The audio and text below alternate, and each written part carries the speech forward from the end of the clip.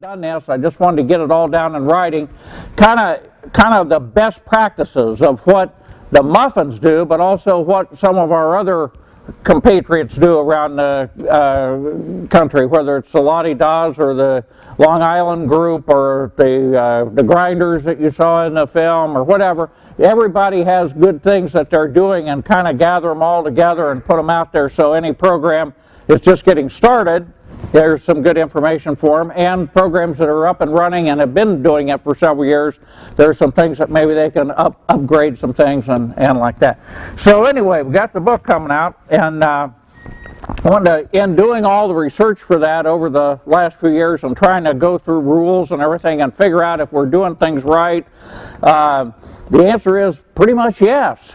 And I think we can be proud of that we basically got most things right along the way. And then we do probably want to tweak a few things, and I think that's the right word. It's not a wholesale reorganization, or we ought to change or go back to square one and start over. It's just kind of that fine-tuning that as we go through there, we might just do some shading on what we're doing. So let's go through 4 or 5 of these, and I'll try to be kind of brief here. The defensive positions on the field, according to established muffin practices. Now this will be new for some of you new folks that are just joining us, and those of you that have been around a while, listen where we're going to change a little things here and there, or whether I'd recommend it anyway, and we'll talk about that.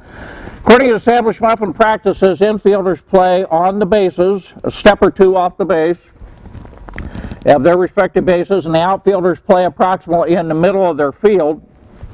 The shortstop can play wherever he wants.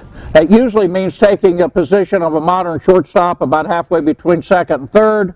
If a left-handed batter comes up, the shortstop moves over between first and second, plays there. All the other fielders stay pretty much in their spots. Okay. These positions for the infielders are not specified in the rules. They come to us from periodic illustrations, so we look at some of those that were in the film, and we look and see where the people are playing. We also read things like Henry Chadwick's commentaries on the 1860 rules, and what he says is how the game should be played and where the fielders ought to be and that kind of thing. So we based it on that. Now my recommendation on that should be the position players in a vintage game are based on common practices of the time, but not stipulated in the rules. Therefore, we probably should not stop the game to move somebody. And we've done that over the years, and that probably misleads people. So if you see sometimes the second baseman will drift over to where a modern second baseman would play, or sometimes the outfielders will shift when a power hitter comes up and move all over to one side or the other.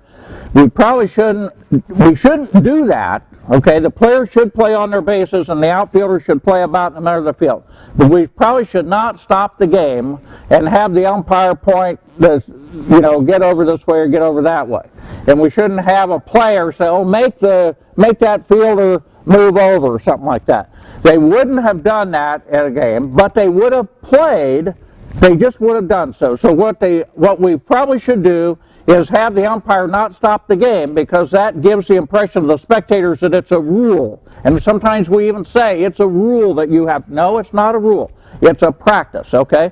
Therefore, the umpire should tell them before the game where they play, and then if anybody kind of forgets during the game and drifts where they shouldn't be, have a word with them between innings when they come in and say you really need to play here, whatever they're doing wrong, okay? So I think that would make our game go better and would be a more authentic way to read the rules, okay?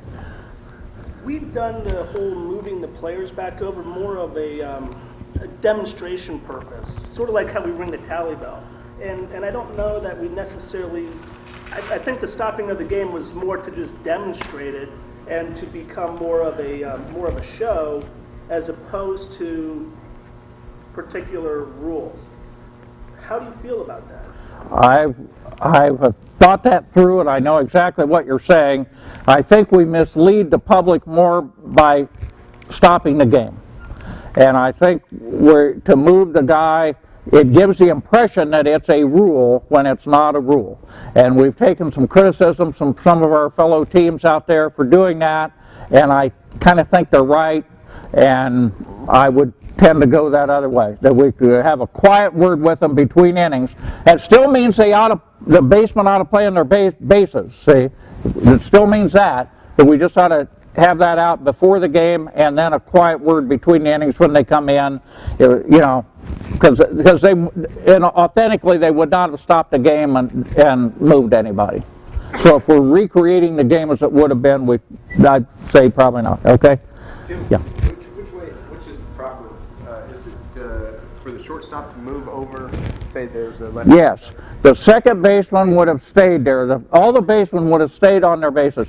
Back then, the starting 9 would have played the whole game, and they would have played the same spots. Now, here's a place where we don't want to follow exactly the way things were done. If we got 11 or 12 people there, which we're going to work on a little bit here, we want to get them all in the game, and everybody plays about the same amount of time. And so we won't want to have a 9 that plays and 2 guys on the bench that never get in the game. We don't want to do that. Now, that's the way they would have done it back then. So we want to get them in there. But the point of it is everybody would have played the same spot throughout the game unless somebody got hurt and had to come out or whatever. So we ought to, our second baseman, first, third, all that, ought to play their bases that they're assigned throughout the game, and the shortstop roam around. And so we shouldn't, if a left-handed batter comes up, we shouldn't have the second baseman go over and the shortstop take second. The shortstop really ought to be the one to move, okay? All right. Sliding. According to established muffin practices for playing a vintage game, and by the 1860 rules, sliding is not done. And we ought to keep that. They did not slide back then. However, similar to the other, it was not a rule.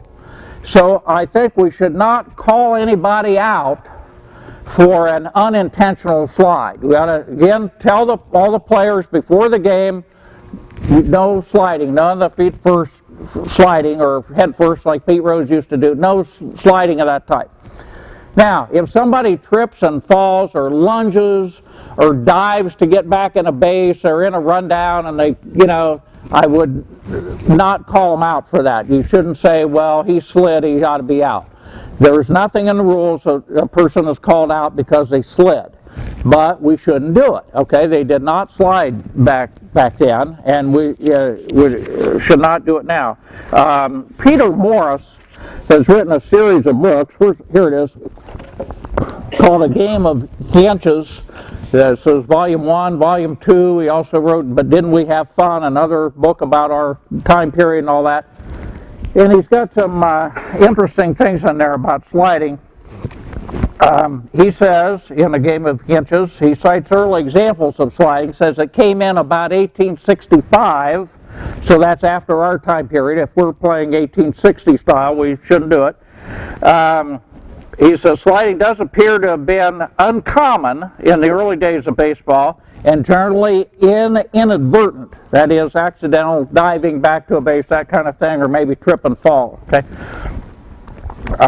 He says, quotes an article in the Philadelphia Inquirer of 1865. He says it was not until the early 1880s that sliding was a customary part of the game.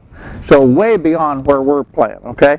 The ones that started to do it in 1865, the Philadelphia Inquirer said refers to recent advent of sliding as a quote-unquote notorious custom.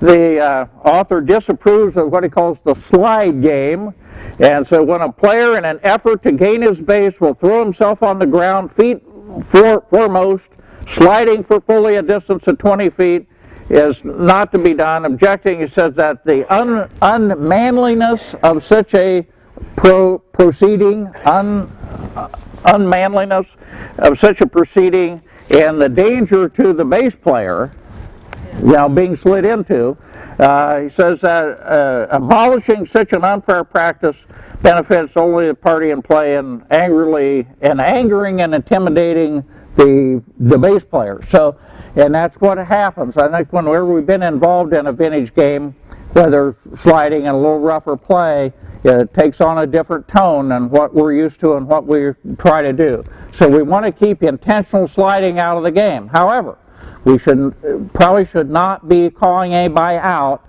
if there's an inadvertent they end up on the ground. Okay? Got it? When you talk about sliding, was there any research done in conjunction to the use of baseball gloves? Because it sounds like sliding started around the time that became popular. He does talk in that same article about the baseman getting hurt because they were wearing metal cleats, and if you slide into somebody that's holding the ball barehanded, yes, you would get hurt. So, yeah.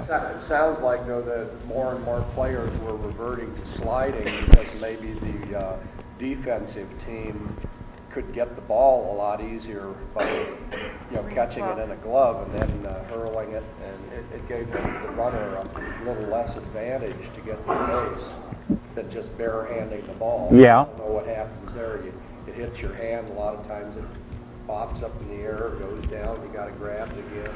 It does coincide with a lot of things, faster pitching, the fly game, sliding. It becomes a more rough and tumble, faster game with an edge to it, which is not what we want to do, okay? So the point is, we shouldn't slide, but the other point is we shouldn't call anybody out if inadvertently they do stumble or lunge into a base, okay? Or forget about it. How's that? Or forget about it.